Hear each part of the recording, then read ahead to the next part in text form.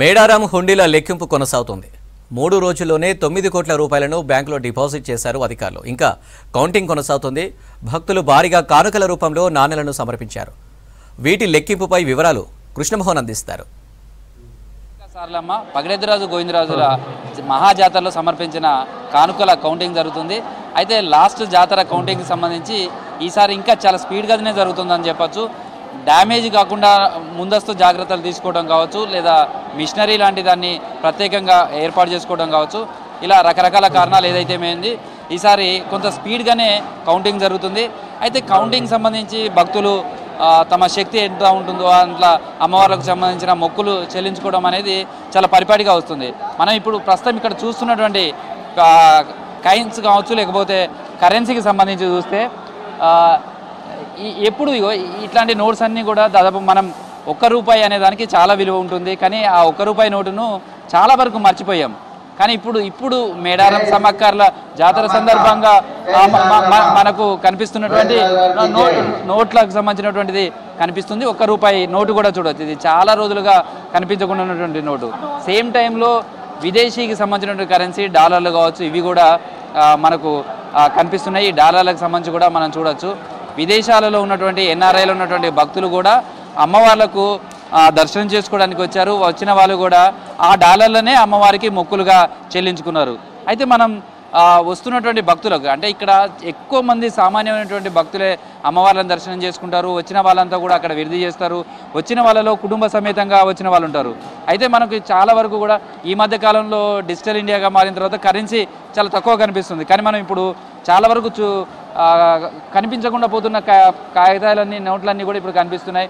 ఎక్కువగా మనకు చూస్తే ₹50 నోట్లు, ₹100 నోట్లు, అదేవిధంగా ₹10కు సంబంధించినటువంటి నోట్లు కావచ్చు, ₹2 నోట్లు సంబంధించి కూడా అక్కడ కనిపిస్తుందని చెప్పచ్చు. ₹2 కాయిన్స్, ₹2 సంబంధించినటువంటి నోటు కూడా ఇవి చాలా రోజులుగా మర్చిపోయినటువంటి నోట్లు చాలా వరకు కనిపించట్లేదు. ఇట్లాంటి నోట్లు కావచ్చు, ఇవన్నీ కూడా మనకి ఇప్పుడు ప్రజెంట్ కనిపిస్తున్నాయి. ఈ కౌంటింగ్ సందర్భంగా ప్రజెంట్ కౌంటింగ్ ఎట్లా జరుగుతుంది, ఇప్పటి వరకు ఈ కౌంటింగ్ సంబంధించి ఎంత ఆదాయం వచ్చింది, ఇంకా కౌంటింగ్ ఇంకా ఎన్ని రోజులు జరిగే అవకాశం ఉంది, ఎక్కువగా ఏ నోట్లు వస్తున్నాయి, ఇలాంటివన్నీ కూడా తెలుసుకునే ప్రయత్నం చేద్దాం. ప్రస్తుతం మనతోటి ఈవో ఉన్నారు, ఈవోతో మాట్లాడదాం. సార్, కౌంటింగ్ సంబంధించి ఈసారి చూస్తే చాలా స్పీడ్గా జరుగుతున్నట్టుంది. ఇప్పటి వరకు ఈ 3 రోజులలో ఎంత ఆదాయం వచ్చింది, ఎంత వచ్చింది అనుకుంటారు? ఈ సమ్మక్క సార్లమ్మ మేడారం మహాజాతరకు సంబంధించింది ఈ సంవత్సరము మేము అమ్మవారి గద్దెలపైన ఏర్పాటు చేసినటువంటి హుండీలను కొంచెం వాటర్ పడకుండా ప్రత్యేకంగా డిజైన్ చేయడం కొంతవరకు, అలాగే మనం మిషనరీ వాడడం వలన బియ్యము, తర్వాత పసుపు, కుంకుమ, రూపాయలు అన్నీ కలిసి ఉంటాయన్నమాట. అవన్నింటిని సార్టింగ్ చేయడం లోపల మిషనరీ వాడడం వల్ల కొంచెం స్పీడప్ అయిపోయింది. దానివల్ల మేము ఈ 3 రోజులలో ఇప్పటి వరకు ఈ టైం వరకల్లా మేము 7 కోట్ల పైసలకు అమౌంట్ బ్యాంకులో జమ చేయడం జరిగింది. ఎన్ని హుండీలను ఓపెన్ చేశారు? ఇంకా ఎన్ని హుండీలు ఉన్నాయి?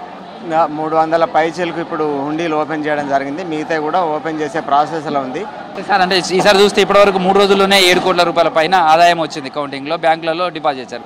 ఈ లెక్కను చూసుకుంటే ఈసారి జాతర ఎట్లా కానుకల రూపంలో అమ్మవాళ్ళకి ఎట్లా సమర్పించారు అనుకున్నారు? ఎంత మేరకు వచ్చే అవకాశం ఉందని అంచనా వేస్తున్నారు? అంటే గత జాతర కంటే 2022 జాతర కంటే ఆదాయం కొంత పెరుగుతుందని భావిస్తున్నాము.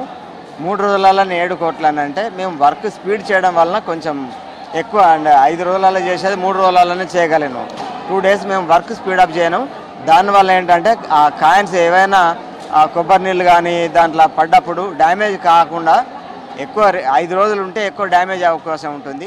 3 రోజులలో అయితే అసలు డ్యామేజ్ అనేది లేకుండా కనబడుతుంది. కనుక ఈ విధంగా మేము చేయగలుగుతున్నాం. భక్తులు కరెన్సీకి సంబంధించి ఏ నోట్లు ఎక్కువగా అమ్మవార్లకు కానుకలుగా ఇచ్చారు?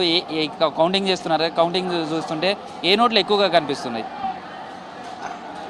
భక్తులు అమ్మవారు చాలా బీద వాళ్ళు కూడా వచ్చేటువంటి దేవాలయం. ఎలాంటి దర్శనానికి రసీదు కానీ, సేవలకు రసీదు కానీ ఎలాంటి డబ్బులు లేకుండా వాళ్ళు స్వచ్ఛందంగా వేసేటువంటి డబ్బులు వాళ్ళు ₹10 వేస్తారు, 500 వేస్తారు, ₹100, ₹50. కానీ ఇప్పుడు గమనించినట్లయితే 100 రూపాయల నోట్లు ఎక్కువ చేసినట్టుగా మేము గమనిస్తున్నాం. మిగతా 10 రూపాయలు కావచ్చు, లేకపోతే 20 రూపాయలు కావచ్చు, ఈ మధ్యకాలంలో చాలా అంటే కరెన్సీని వాడటం అనేది ఫిజికల్గా చాలా తక్కువైపోయింది. కానీ ఇక్కడ చూస్తే చాలా ఎక్కువ కనిపిస్తుంది. ఎట్లా ఉంది అసలు?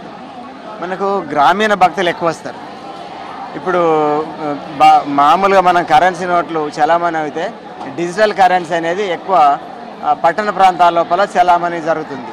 కానీ మనకు వచ్చేటువంటి భక్తులంతా గ్రామీణ భక్తులు ఎక్కువ సంఖ్యలో ఉన్నారు కనుక మనకు 10 రూపాయల నోట్లు, 20 రూపాయల నోట్లు, ఈవెన్ కాయిన్స్ కూడా ఎక్కువ వస్తూ ఉంటాయి మనకు. అంటే భక్తులు ఒక్కొక్క రూపాయి, ఒక్కొక్క 100 రూపాయల నోట్లు కానీ లేకుంటే రూపాయి బిళ్ళ కానీ వాళ్ళు ముడుపులుగా వేసేటువంటి ఆనవాయితీ ఉంటుంది. కనుక ఆ ముడుపులన్నీ తీసుకొచ్చి అమ్మవారికి వేస్తారు కనుక మనకు చిన్న నోట్లు పెద్ద నోట్లు కలిపి వస్తాయి. ఎక్కువ మెజారిటీ మనకు చిన్న నోట్లే లేదా చిన్న కాయిన్సే ఎక్కువ వస్తూ ఉంటాయి. సరే, అంటే ఇప్పుడు ఈ ఉండీల రూపంలో వచ్చిన ఆదాయం ఏదైతే ఉంటుందో దీనికి ట్యాక్సెస్ కూడా ఉంటుందా? ఎట్లా ఉంటుంది సార్ అది? ఈ అమౌంట్ అంతా కూడా ఇమీడియట్లీ పూజార్లకు కానీ ఇవ్వడంలో కానీ లేదా కానీ ఇన్కమ్ ట్యాక్స్ అనే దాంట్లో కానీ ఏమైనా ట్యాక్స్ కూడా దీనికి ఉంటుందా సార్? ఎట్లా? మన ప్రభుత్వ నిబంధనల ప్రకారం మనము ఇన్కమ్ ఎక్స్పెండిచర్ రిసర్చ్ సబ్మిట్ చేయాలి. మేము సబ్మిట్ చేస్తూ ఉన్నాము. మాకేంటంటే ఏ టికెట్ లేదు కనుక భక్తులు ఇచ్చే మాకు ₹1,00,00,000 ఈవెన్ మీరు తక్కువ 1,00,00,000 మంది దర్శనం చేసుకున్నా కూడా మాకు 10 కోట్లు వస్తే కేవలం ఒక భక్తుడు 10 రూపాయలు వేసినా మాత్రమే లెక్క. కానీ మాకు మేజర్గా అంటే ఆధారం లేని ఆదాయం ఏమి రావట్లేదు. మాకు బీద భక్తులు వేసే 10 రూపాయలే. వారు వేసేటువంటి ₹1 కావచ్చు, 10 రూపాయలు కావచ్చు, 100 రూపాయలు కావచ్చు. అంతకుమించి మాకు లాస్ట్ టైం 11 కోట్ల చిల్లర వచ్చేసింది. ఈసారి ఇంకొక 50 లక్షలు, ₹1 కోటి ఎక్కువ వస్తుందని భావిస్తున్నాం. ఇంకొక 3 డేస్ పట్టే అవకాశం ఉందని భావిస్తున్నాం.